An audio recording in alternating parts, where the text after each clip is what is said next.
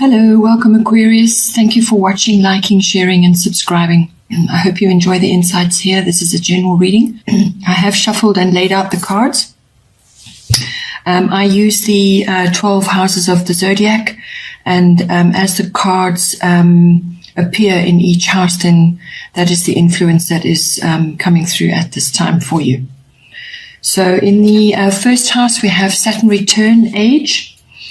So the first house is everything to do with the self, your appearance, your observable characteristics, your personality, how you appear to others, your physical body, your physical regime, what you're going through, you're working out and sort of how you're making your way through your day. It's also self-oriented interests and just basically what you are projecting outwardly to others that you meet. So if it's your mask that you're presenting to others. So with Saturn return there, you're actually, Saturn return is about wisdom. It's about gaining wisdom through experience. Because a return implies that it's coming back, and Saturn does take it has two major turns in your life, around about 29, and then the next one is a bit later, another 29 years further on after that. So sort of middle to late 50s is what you're looking at. but basically what it implies here is that it's wisdom coming back, wisdom that you've gained through experience. So some of you, if you are older, you may be feeling your wisdom, the weight of your wisdom, or you may just be feeling your age. But it's all about harnessing that wisdom and putting it into action. So it's also about being responsible and facing what needs to be done. It's kind of a paring back and taking stock. It's about changing what you have outgrown. So you need to be realistic. And release what just isn't working for you anymore. And that can be in a variety of ways, all to do with the self, your physical body and yourself, and how you are moving through the world and what you're projecting to others. You need to face your truth as well, dig deep, have a good, spend time in contemplation, actually figuring out what it is, who you are, and what you've gained over your life. You need to leave the past behind. As I said, what's not working for you, you can't keep dragging around, so let it go. But Saturn also is about working towards solid achievement. So you may be just bringing that wisdom in now, that wisdom, and turning it into action to actually get you that solid achievement. Because if you work with Saturn, if you work with the taskmaster, then eventually you will see the achievements and you will see the rewards, and the achievement will be based on solid ground. You don't want to be aiming for something that just isn't right to begin with. It's all about putting systems in place, being methodical, and having a good and strong foundation. You need to look after yourself, your health as well, because Saturn rules all the ligaments of the body, the bones, your skeletal structure, and your teeth. You need to build endurance and fortitude as well with this. So harness your resources, contemplate what you can cut away and what you can do without, and then move forward slow and steady and build yourself up so that you can face the future and build something that you can actually support you going forward. So this could even be a physical regime you want to bring in, or it could just be the way you are projecting yourself amongst others. You may be coming across as quite serious at the moment amongst the people that you meet. And this is the Saturnian influence coming in, because it is serious. It is about contemplation and cutting away what doesn't serve you anymore. Then we have in the second house, we have Mercury retrograde, which is reinvention. So during a Mercury retrograde phase, anything with a re in front of it applies. So this can be a revisit, a revision, rearrange, reduce, or redo. It's anything like that. So it's basically going over something again to pick up areas that perhaps would never have worked or won't work, picking up mistakes, picking up errors, checking details again, because ultimately if you do that, you will eventually get a much better product or a much better result. So now, this is your second house, which is all to do with your money and your income. It's to do with what you own, what you possess, your possessions, and it's also your self-worth and your values, your value systems. It's property as well, real estate, land, that sort of thing. So this is with this card appearing in this house, it's best to postpone making purchases and big decisions about your money coming in. Best to postpone that. Also signing documents or contracts, just avoid for the moment until this period has passed. Normally, in a regular chart, Mercury goes retrograde about 3 times a year, more or less, for about 3 weeks. But as it's appearing here, anywhere between 1 week and 3 weeks, you may be feeling this. So just feel your way along until you feel the energy shift, and then you'll get the go-ahead. But just at the moment, rather just stay as you are, but also go over your plans. Again, there may be delays as well. It's about double checking facts, checking your emails, all forms of communication, because things can go awry. There can be misunderstandings. Emails just don't get sent, or they don't get received, or what you say gets misunderstood.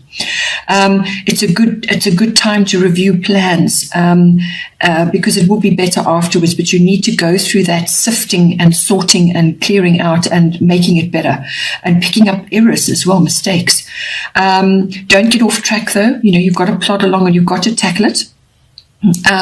This is also, if you're using electronics and computers and also your vehicles to do with the second house activities, then you may experience some sort of repair, or the electronics and the computers just don't work, or you may also need to back up documents as well, because sometimes things just go on the blink, and then you lose documents, or things just don't get sent, or they don't get stored, and so on. So it's all about that. If you're writing or involved in writing things, or you're making plans and budgets and so on for your money, you may be required to do some kind of recount or rewrite with that. This also comes in later on for your 8th house, which again is bringing up the fact that you're not to take action, or don't take action just at the moment with your big finances. So this is the two work together. This is your personal income and money, and this the 8th house is all about big money, your bigger investments and things like that. So the two are indicating that it's just time to wait and to go over your plans, review before you move forward with anything major. Then in the 3rd house, we have Pisces, I believe. So your 3rd house is everything to do with your communication, whether this is written or verbal or your body language. It also governs documents and contracts. So now with Pisces, I believe there's dual meanings to this, because Pisces is dual. But the most uplifting aspects of Pisces are, it's all about service, about sensitivity and compassion. So what you say is going to matter. Your words are going to matter. And this could affect your siblings and your aunts, uncles, cousins. Those are the kind of family members that fall under the 3rd house. It could also be the wider public. So it's also about having a bit of faith, and sort of avoiding pessimism and also cynicism, because that can be the flop side of the positive aspects of Pisces. So it could also be that you may need to be putting boundaries in, with others, with regards to how you communicate, or just how you communicate with others. You don't want to be sort of manipulated by others. Keep your speech positive. This card also brings in the arts as well. So whether this is creative writing or artistic endeavors, anything like that. So, but it's your communication and it's your expression. So therefore, if you're expressing yourself with art or with written works and so on, you have the ability to now access much higher levels of consciousness with Pisces in there. It's imaginative, it's creative, there's fantasy there. There's also, reaching higher levels. There's also access to psychic abilities. So that's like clear sentience, clear audience, all of those. But it's really about your communication, your interactions with others, what you say and what you hear as well. So you'll have greater access to spirituality and creativity. This house also rules short trips. This is local trips. So trips to water, any body of water, will be very beneficial for you at this time. Then in the fourth house, we have Grand Cross Provoker. So this is a card which is going to bring, what's indicating that you're going to be experiencing in your home life. This is your home, your actual home, your home life. And it's also to do with your ethnic identity, your roots and your foundation. You're going to be experiencing a bit of tension at this time. So it's like frustration and feeling restricted in some way, shape or form. So it could be to do with your actual physical home. Perhaps you're requiring to make a move now, or you want to make a move and you just can't at the moment, or things are difficult, or there are obstacles coming up for you. So the main thing with this is to persevere, not to give up. Just keep going through those difficulties. Just handle them one step at a time. Work your way through each one. You may just feel a bit of exasperation sometimes, like you no sooner get through one and then another thing appears. It's also, you may just feel a bit like you're being pulled in different directions as well. So it's sort of four angles multiplied, and they're all sort of putting you under a bit of pressure. It's pressure to grow, which is a catalyst for movement and change. So you may actually be wanting to make a change or be in the process of making a change, and you've just got a lot to deal with. You could be suffering from a bit of overwhelm. But stick with the process and see it through to victory. Focus on your priorities and get organized and realistic. Also, your communication is going to be important as well. Then in the fifth house, you have Jupiter, which is abundance. So your fifth house is to do with your children, if you have children or you're working or you're exposed to children. It's also your creativity, your creative abilities. And that can take many forms. It's not necessarily artistic. Artistic and creative are different things. Creativity, you can be a creative thinker, a creative writer, or you could be a creative in the way you arrange your home, or creative in the way you create your children's parties, or your finances even. You can be creative in many, many ways. You can be a creative speaker. So creativity is a huge aspect of ourselves, and we can all access it. It just may not look like somebody else's creativity. It's going to be unique to you. So the fifth house covers children, creativity. It also covers love affairs, and it covers recreational activities of all kinds. So having fun, going, all kinds of whether it's outdoor, indoor activities, games. It's also sports, that kind of thing. So with Jupiter abundance coming in, this is a lovely card to be having in this house because it brings rewards and benefits. It's also luck, abundance and prosperity within those aspects of the fifth house. So you could be seeing this in your children, or you could be experiencing it yourself, and then you are able to pass on those good feelings and happiness onto your children through generosity and joy and happiness and things like that. So you could be just really enjoying a very loving and abundant relationship with your children, or with your love affair. Not necessarily money. Abundance can be many things. Can be just feeling happy, feeling content, or just feeling grateful for all that you have, and grateful for your interactions with your children. There's all of those coming in. It could also be that you're overcoming obstacles in this arena. So that's children, creativity, or love affairs, or having fun, or just enjoying various types of sports and games. You could be really winning and be very lucky. You could be really having success and reward for effort when it comes to your creative projects.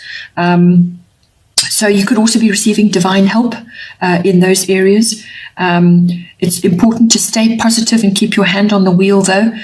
So accept the abundance, be grateful, and spread it around as well. And just be content with what you're receiving, but don't slip off and sort of lose sight of what it is you still need to do and what you still need to work on. So it's also about keep going, don't give up, because there are benefits coming in. It's also about restoring faith as well. It's about enjoying freedom as well. So there could be freedom from routine. Maybe you're enjoying nice, fun activities, or you enjoying gaming and sort of sports and really, getting out and about and actually feeling rewarded or finding the activities rewarding. It's also about you may, if it's to do with a love affair, you may come into contact with a Jupiter type person. So this could be somebody who's quite social, they're generous, they're outgoing, they enjoy freedom and they enjoy fun. So it's that kind of thing. They could also be have religious interests and deeper philosophical interests. They could also be studying because Jupiter rules all of those. It could be somebody who enjoys teaching. There's various ways that this can come in. But or you could just be enjoying an abundant relationship with this person, which is generous and loving and social. Then in the 6th house, we have another very supportive card. This is part of fortune. This is about increase. So it is exactly what it says there. But the deeper aspect of this card is that it's about your particular talents and abilities, which perhaps have been unacknowledged or just haven't been present in you. And this, if you're into past lives, it could be stuff you're bringing in from a past life. Suddenly those talents and abilities are being activated, or it could just be something that you've sort of known about, but you've never really focused on, or you've never had the need to focus on it, or it could just be something that rises up out of the blue. So it's coming to the surface, really. That's what it is. So now this is coming up in your 6th house, which is everything to do with work, your work projects, mastery of your craft. It's also about your workplace, your work colleagues, and it's also about your health and diet and pets. So you could be getting more pets, but also with your health and diet, you can expect to be having good health at this time and finding balance. It's about finding balance and moving forward to reach your goals. Obstacles are being removed, things like that.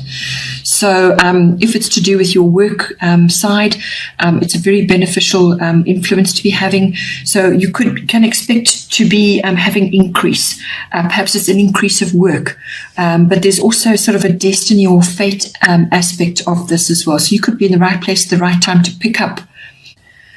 Okay, Aquarius, thank you for joining me. Hope you have a great month and take care, and I will see you next time.